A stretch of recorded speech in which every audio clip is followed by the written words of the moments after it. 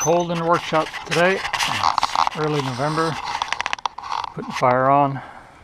It's about 8 degrees outside. Not too bad, I guess. It's about probably 10 in here. So we're just gonna let that build up a little bit. Today we're gonna review a new grinder that we got for the workshop. It's the Maxium brand from Canadian Tire. It's a 4.5 and a 5-inch. Calls it a high performance paddle switch angle grinder.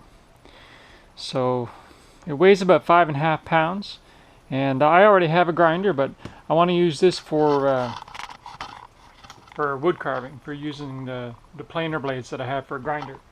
And so we're going to experiment with that as well, doing tests on the turbo planes that we have. But in the meantime, we're just going to pop this open and we're just going to take a look and see what it looks like. All that kind of good stuff.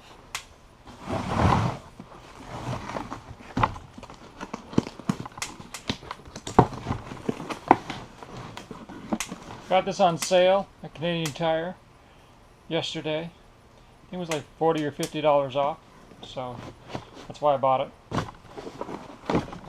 Comes with a bag, which seems to be something that they're doing lately with tools. So DeWalt does the same thing. So nice big bag for the purpose. Owner's manual. I can read that later. So let's get to the nitty-gritty. We have a handle. We have a guard. It says here it's a 5-inch guard. Comes with a free blade, metal grinding wheel, 4.5 inch. And then there's the grinder itself. That's what they mean by paddle switch. So you have a nice firm grip on the trigger while you're using it. Comes with a nice soft cord. Sometimes when it's really cold in your tools, the cord gets really stiff. So we're just going to unwind this, and yeah, nice soft cord. Comes with a zip tie if you want to use that. And they call it industry trade length of cord. I'm just going to span this out. It's kind of, yeah, so that's a 10-foot cord approximately, which is handy to have. So we have the grinder. One feature I like, I have an old Makita grinder and it's served me well for many, many years. But the guard, to go on and off, you got to have a screwdriver handy, that sort of thing. This one, it's just snap lock. So it just loosens and then you can take it off, I'm assuming. We'll try that.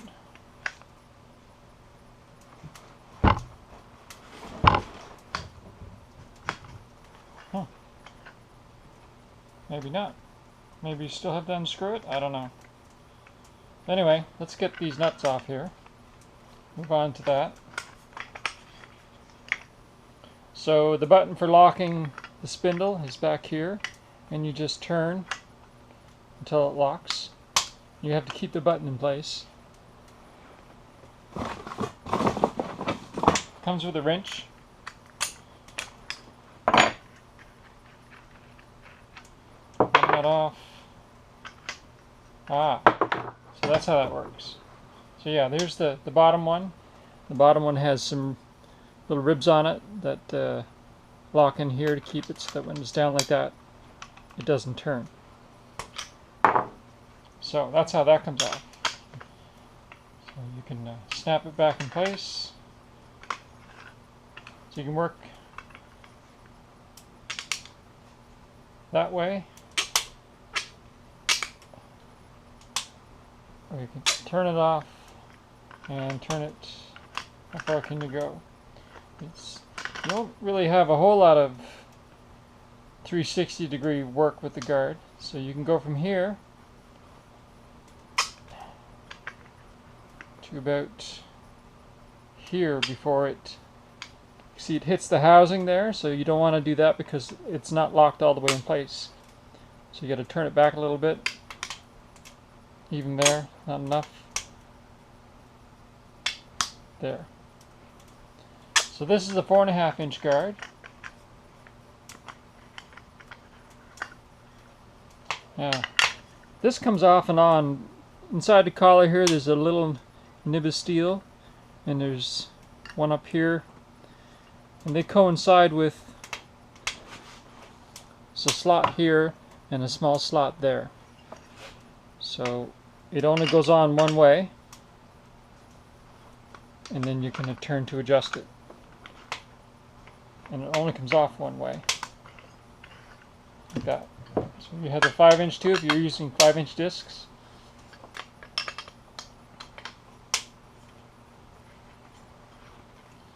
Same deal.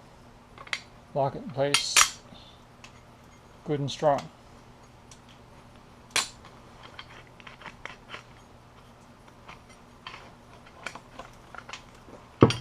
And the handle, of course, you can use on either side. If you're right-handed, or left-handed, or both, and you work like that. So I'm going to put this on the other side. So you can see how the paddle switch works. You handle, and you're going to grip like this. Now, this isn't engaged. You can see the switch here is still up. It's like a safety feature. You have to push this forward and then go down. So now you have full grip access. You don't have to worry about a trigger finger, like holding down a trigger, because all 4 fingers can hold the paddle down. And it releases pretty quickly, so you can't automatically start it like when you go to pick it up. You have to flip that trigger and then down it goes.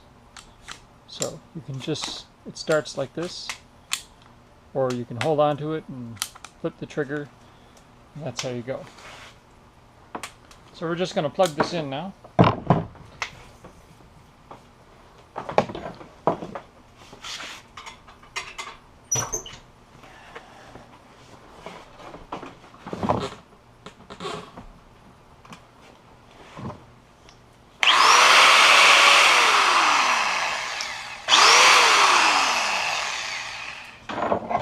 Nice smooth sounding. Now I want to test the decibel rating on this. And this is the decibel meter that I have. It's by no means scientifically accurate, but it's pretty close, I think. And you can see even while I'm talking here, the numbers go up and down. So, you know, the decibel rating is between 60 and 70 while I'm speaking. So we're going to turn this on now.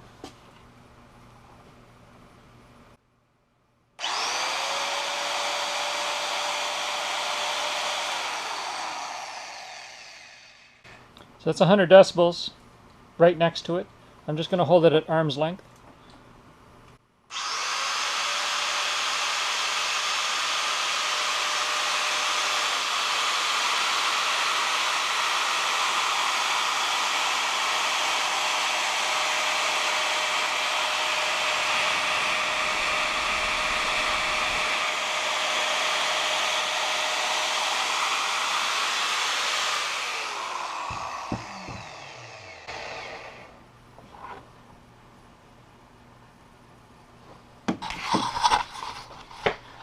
That pretty much concludes the test.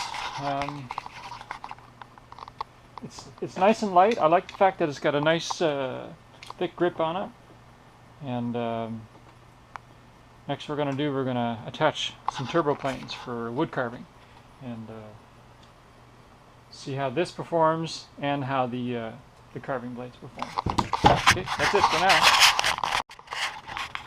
One more thing to add, we're just going to run a little comparison here. I'm just going to pull out this old Nikita. It's 25 years old or more. It's served me well. So we're going to take this out of here. I'm just going to do a decibel rating on it.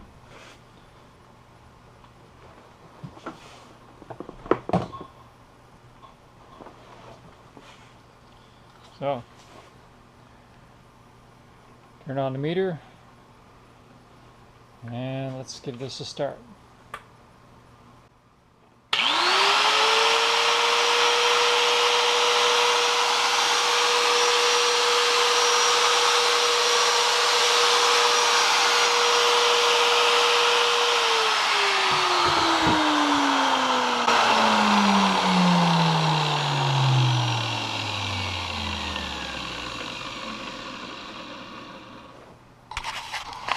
So, about the same decibel rating in sound. So this kind of equipment, of course, any kind of power tool, you should wear hearing protection. At least I do. And once you get into your cutting discs and you're cutting into like thin metal and that kind of stuff, that really gets loud. So for sure you want, you know, the decibel rating is going to be even higher, of course. So yeah, hearing protection, mandatory. At least I think so.